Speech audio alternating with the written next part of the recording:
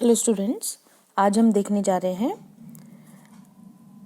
BA part 3 का paper first की 4th unit में से एक और राजनीतिक विचारक Jeremy Bentham. Jeremy Bentham Bentham नाम से ज़्यादा प्रसिद्ध है। इनका जो टाइम है वो 1748 से लेकर के 1832 ईस्वी तक का है और इनको जाना जाता है इनके उपयोगितावादी विचारों के लिए। ये हम यहाँ प्रसिद्धि का आधार देख रहे हैं कि इनके उपयोगितावाद एक्चुअली इनको उपयोगितावाद का जनक भी कहा जाता है। हालांकि प्योरली उपयोगितावादी विचार इन्होंने मौलिक रूप से नहीं दिए थे, वो पहले से थे, पर इन्होंने राजनीतिक क्षेत्र में बहुत सिस्टमेटिक रूप से इसका प्रतिपादन किया, व्याख्या की, इसलिए उनको उपयोगितावाद के जनक भी कहा जाता है। और एक विशेष रूप से इनका योगदान सुख मापक यंत्र की डेवलपमेंट में माना जाता है। ये कैलकुलस डेवलप किया था इन्होंने सुख नापने के लिए, तो इसके लिए जेरेमी बेंथम को याद किया जाता है और एक महान सुधारक के रूप में भी जेरेमी बेंथम को याद किया जाता है। बहुत शॉर्ट में इनका परिचय देख लेते हैं। ये एक इंग्लिश विचारक इंग्लैंड के, इनका जन्म 1748 में लंदन में एक वकील परिवार में हुआ था। अलौकिक प्रतिभाशाली थे शुरू से। 3 वर्ष की आयु में ही लैटिन लैंग्वेज और 4 वर्ष की आयु में फ्रेंच सीख ली थी। 15 वर्ष की एज में ग्रेजुएट हो गए थे। इन्होंने कानून का अध्ययन किया, पर कानून में घोर विसंगतियां देखकर या कानूनों का खोखलापन देखकर इन्होंने कानून पर एक बुक लिखी, टीका लिखी, जिसमें उन्होंने कानून की पिछली व्याख्याओं की जोरदार धज्जियां उड़ाई। उन्होंने फ्रेगमेंट्स ऑन गवर्नमेंट ये बुक लिखी, शासन पर कुछ विचार। इससे उन्हें प्रसिद्धि मिली और काफ़ी इनकम भी हुई। फिर इन्होंने कई क्षेत्रों में और भी बहुत सारी बुक्स लिखी और सबसे प्रसिद्ध जो कृति है इनकी, तो 1789 में इन्होंने लिखी principles of morals and legislation. ये सर्वाधिक प्रसिद्ध कृति है उनकी। इनका 1832 में लंदन में 84 की एज पर डेथ हो गई। उनके विचारों के आधार पर काफ़ी क्षेत्रों में काफ़ी सुधार किए गए। यहाँ हम देख रहे हैं इनकी प्रमुख कृतियाँ। फ्रेगमेंट्स ऑन गवर्नमेंट, ये हमने अभी जिक्र किया था, 1776 की रचना है इनकी। और सबसे जो प्रसिद्धि इनको मिली है वो है an introduction to the principles of morals and legislation. ये 1789 की इनकी बुक है।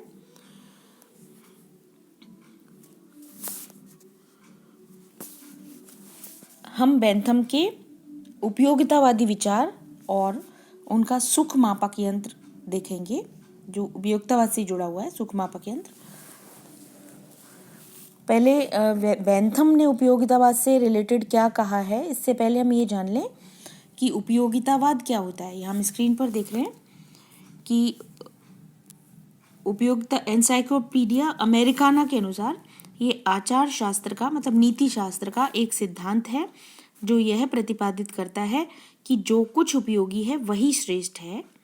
इसलिए सभी नीतियाँ उपयोगिता के आधार पर ही बननी चाहिए। और ये एक नितांत व्यक्तिवादी, सुखवादी और यथार्थवादी सिद्धांत है। इनका मानना है कि जो वस्तु सुख देती है वही उपयोगी है और वही श्रेष्ठ है। तो जो सुख देती है चीज वही अपनानी चाहिए, ऐसा इनका कहना है। वही उपयोगी है, वही श्रेष्ठ है। एक्चुअल में उपयोगितावाद नैतिकता और राजनीतिक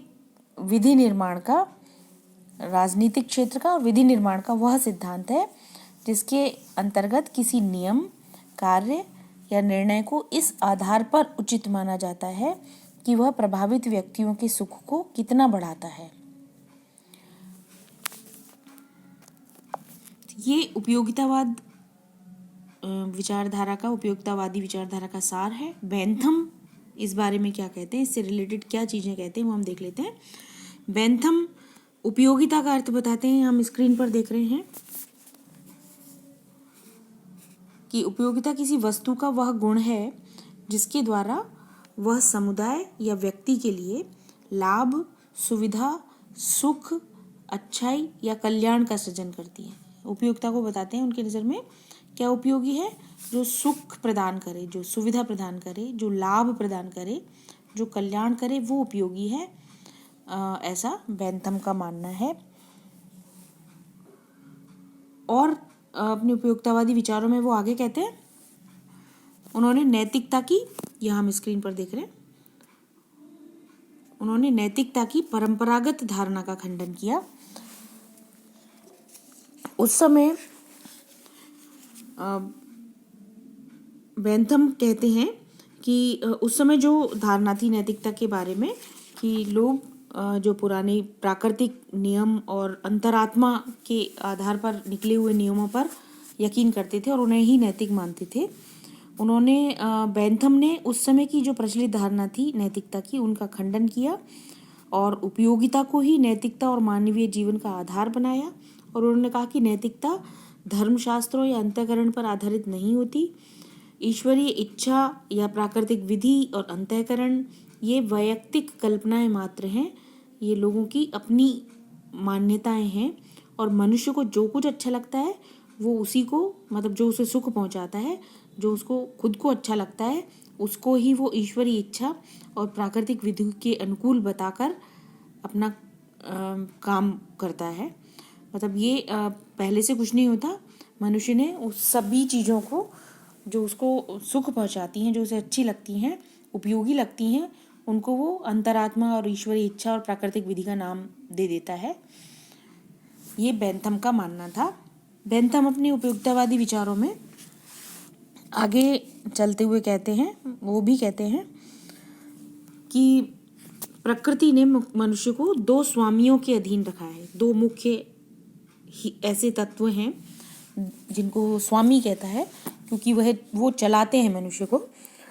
तो वो कहता है कि सत्ता इन्हीं के हाथ में है और वो है सुख और दुख, आनंद और पीड़ा। वो कहते हैं कि हम कहीं ना कहीं, हम सब, हमारी सारी सोच, हम पूरी के पूरे इनके अधीन है। वो कहते हैं कि प्रकृति ने मानव समाज को दो सर्वाधिकार संपन्न स्वामियों, सुख और दुख के आधिपत्य में रखा है और इन स्वामियों का ही कर्तव्य है कि वे हमें बताएं कि हमें क्या करना चाहिए तथा हम निर्णय करें कि हम क्या कर सकते हैं। मतलब कुल मिलाकर के कि मनुष्य केवल सुख और दुख इन्हीं के अधीन चलता है और वो वही सब करता है जो उसे सुख पहुंचाती हैं, वही सब कार्य करता है, वो उन्हीं का आदेश मानता है। बेंथम अपने उपयोगितावादी विचारों में ये भी कहते हैं कि उपयोगिता का सिद्धांत सुख की प्राप्ति और दुख के निवारण का सिद्धांत है। मतलब जो भी ये बेंथम विचार व्यक्त करते हैं उपयोगितावादी, वो कहते हैं कि सुख की प्राप्ति और दुख का निवारण होना चाहिए, ये उसको पाने का ही सिद्धांत है। उपयोगिता सुख और दुख की मात्रा पर निर्भर है। जो वस्तु या कार्य सुख की अनुभूति देती है वही अच्छी और उपयोगी है, ऐसा बेंथम मानते हैं। और जो दुख की अनुभूति कराती है या जो कार्य दुख की अनुभूति कराता है या जो वस्तु दुख की अनुभूति कराती है वो अनुचित और अनुपयोगी है। और बेंथम कहते हैं कि मानव के समस्त कार्यों की कसौटी उपयोगिता है। मनुष्य वही कार्य करता है जो उसके लिए उपयोगी होते हैं और उपयोगिता का एकमात्र मापदंड उसकी सुख प्रदान करने की क्षमता है। सुख जीवन का साध्य है और शेष सभी तो सुख प्राप्ति के साधन है। मतलब बेंथम का मानना है कि मनुष्य का एकमात्र जो साध्य है वो है सुख, और बाकी सब चीज़ें तो उसको पाने के लिए की जाती हैं, सुख को पाने के लिए की जाती हैं। अभी तक हमने देखा बेंथम के विचारों में कि मनुष्य मुख्य रूप से, सार रूप में, कि मनुष्य सुख और दुख इन दो स्वामियों के अधीन कार्य करता है और वो वही कार्य करता है जो उसके लिए उपयोगी होते हैं और उपयोगी उन्हें मानता है जो उसे सुख प्रदान करते हैं। और सुख एकमात्र जीवन का साध्य है मनुष्य के लिए, बाकी और चीज़ों से उसको कोई मतलब नहीं है, बाकी सब उसके अधीन है। बेंथम आगे चलते हैं अपने विचारों में। वो कहते हैं, अब वो सुख और दुख के स्रोत बताते हैं कि सुख और दुख हमें चार चीज़ों से मिलते हैं।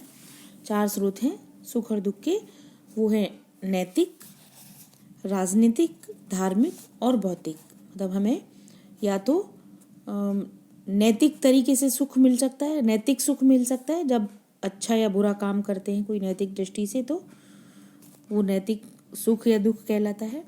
जब राज्य के द्वारा कोई सुख या दुख दिया जाता है तो वो राजनीतिक सुख या दुख कहलाता है। जब किसी धार्मिक ग्रंथ को, धार्मिक कृत्य से सुख या दुख मिलता है तो वो धार्मिक सुख दुख कहलाता है। और भौतिक सुख दुख जो इस संसार में ऐन्द्रिक या कोई भी संपत्ति वगैरह का सुख, ये भौतिक सुख दुख होता है। और एक बात, इम्पोर्टेंट बात, वो ये भी कहते हैं, बेंथम कहते हैं कि सुख में गुणात्मक अंतर नहीं होता, केवल मात्रात्मक अंतर होता है। ये एक इम्पोर्टेंट बात है जो बेंथम को थोड़ा सा डिफरेंट बनाती है उपयोगितावादी विचारों में। वो कहते हैं कि सुख में गुणात्मक अंतर नहीं होता, केवल मात्रात्मक अंतर होता है।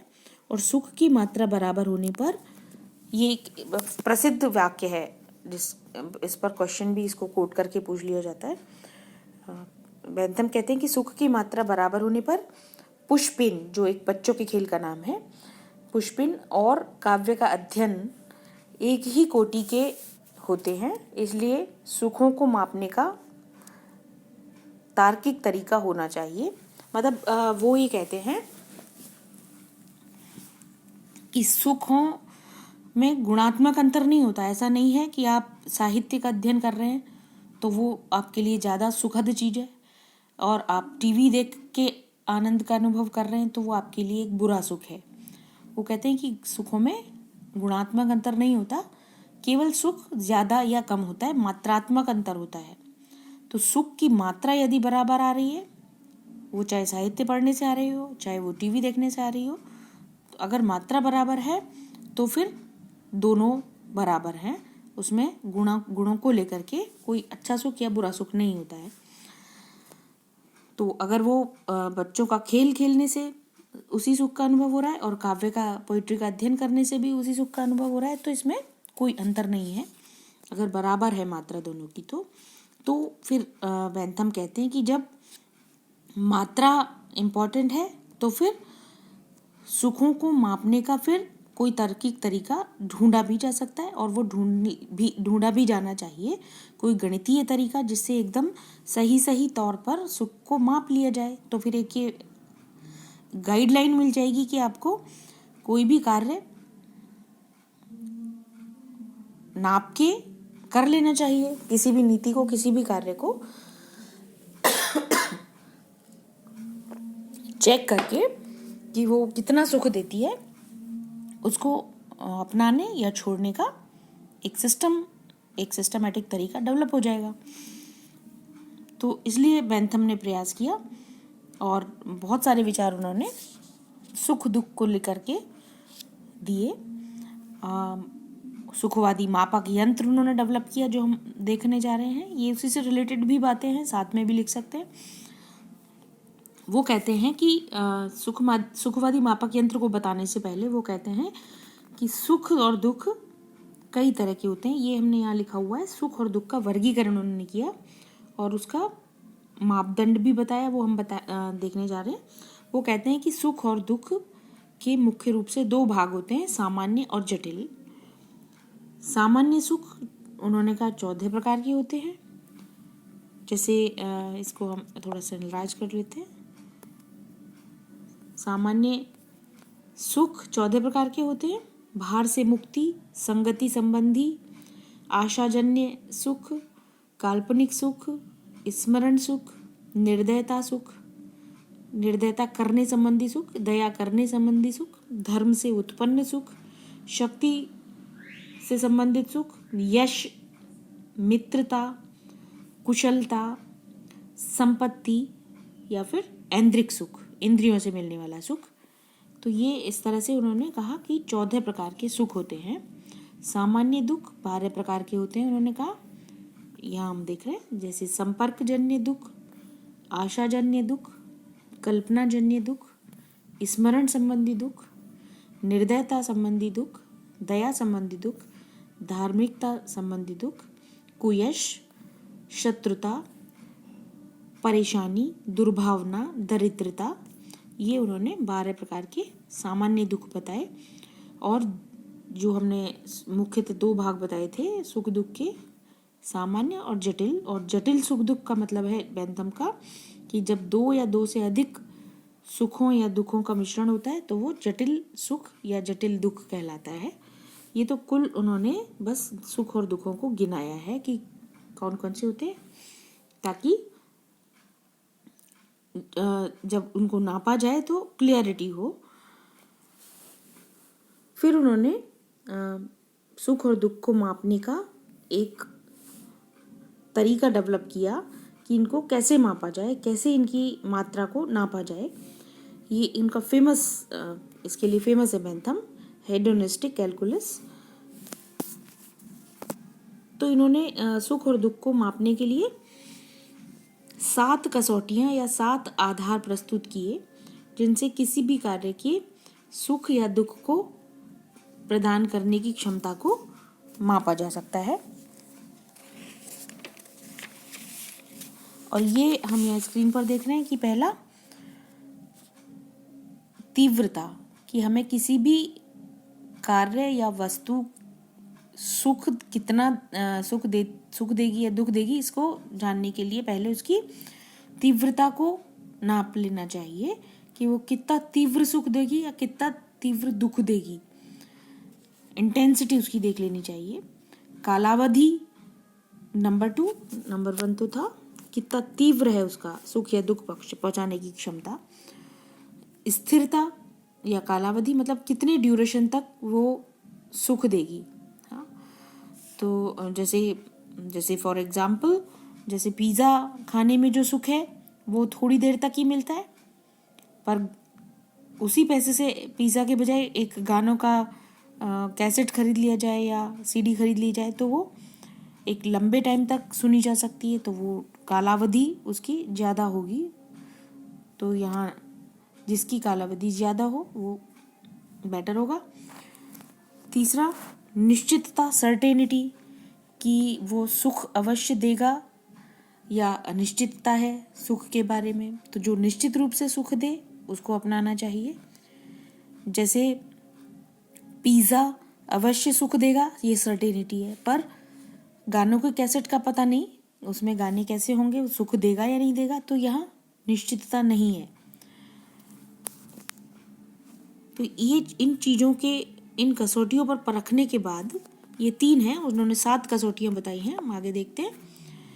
निकटता अथवा दूरस्थता भी उन्होंने कहा, प्रोपिंक्विटी और रिमोटनेस, की जो समय की निकटता या दूरी, कि मतलब वो तुरंत सुख देने वाली है वो चीज़ या फिर भविष्य में बाद में देने वाली है।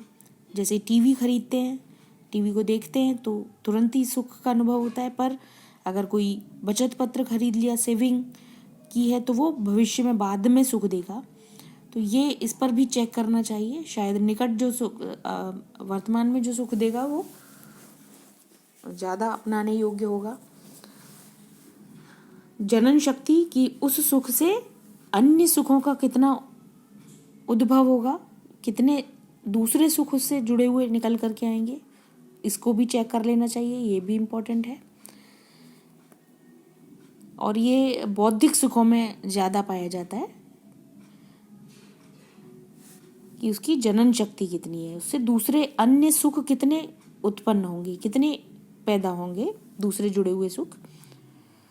छठी बात, ये हम चौथी और 5वीं देख चुके हैं, निकटता, जनन शक्ति। छठी बात विशुद्धता या प्योरिटी।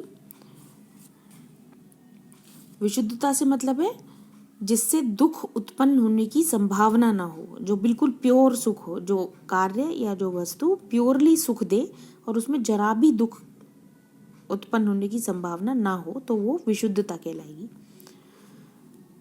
जैसे ऐन्द्रिक सुखों में ये नहीं होता। ऐन्द्रिक सुख में जैसे ज़्यादा भोजन कर लिया, उसमें सुख का तो अनुभव हुआ, पर यदि उससे पेट खराब हो गया तो दुख भी पहुंच सकता है, तो ये विशुद्ध सुख नहीं होगा, उसमें डाउट है।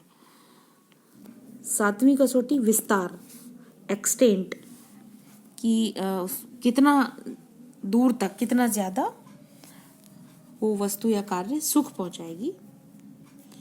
तो इन सातों आधारों पर बेंथम कहते हैं कि अंक देकर अधिक अंक पाने वाले कार्यों को करना चाहिए, क्योंकि प्रत्येक का उद्देश्य, हर एक व्यक्ति का उद्देश्य अधिकतम सुख प्राप्त करना होता है।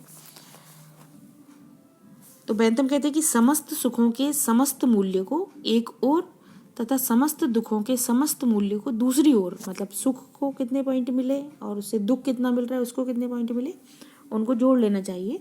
और यदि एक को दूसरे में से घटाकर सुख शेष रह जाए तो उसका अभिप्राय होगा कि अमुक कार्य ठीक है। मतलब ये कैलकुलेशन करने के बाद में अगर सुख का पलड़ा भारी होता है तो ही वो कार्य अपनाने योग्य है, वो नीति अपनाने योग्य है या वो वस्तु अपनाने योग्य है, इसका डिसीजन करना चाहिए। और बेंथम कहता है कि सुख महत्वपूर्ण है सबके लिए, ये सब वही कार्य करते हैं जो उनको सुख प्रदान करते हैं। बेंथम ये भी कहते हैं, हम यहाँ देख रहे हैं कि सामाजिक सुख अधिक महत्वपूर्ण है और राज्य को भी अपने नीतियाँ बनाते समय, अपने उद्देश्य निर्धारित करते समय और अपने कार्य करते समय अधिकतम व्यक्तियों का अधिकतम सुख का लक्ष्य रखना चाहिए। ये उपयोगितावाद का बेंथम का नारा है। ये बिल्कुल याद रखने वाली बात है, जानने वाली बात है कि उपयोगितावाद और बेंथम भी दोनों अधिकतम व्यक्तियों के अधिकतम सुख की बात करते हैं। तो राज्य को वो कार्य करने चाहिए जो बहुसंख्यक व्यक्तियों को, ज़्यादातर व्यक्तियों को सब ज़्यादा सुख पहुंचाए। ऐसे कार्यों को, ऐसे नीतियों को राज्य को अपनाना चाहिए। तो ये एक गाइड सिद्धांत है राज्य के लिए, उसके लक्ष्य और कार्यों के लिए, उसकी नीति निर्धारण करते समय ये गाइडलाइन है कि उसको कौन से कार्य अपनाने चाहिए, कौन सी नीति अपनानी चाहिए और कौन सी नहीं। इसकी आलोचना हम नेक्स्ट वीडियो में देखते हैं। धन्यवाद।